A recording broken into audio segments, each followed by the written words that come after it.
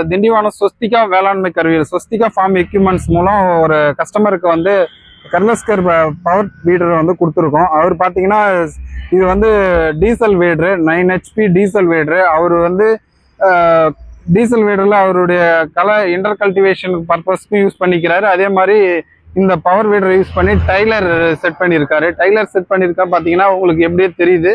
இப்போ டைலரில் இதோட கனெக்ட் பண்ணி இந்த டைலர் பார்த்தீங்கன்னா உங்களுக்கு பிரேக்கிங் சிஸ்டத்தோட ரெடி பண்ணியிருக்கோம்.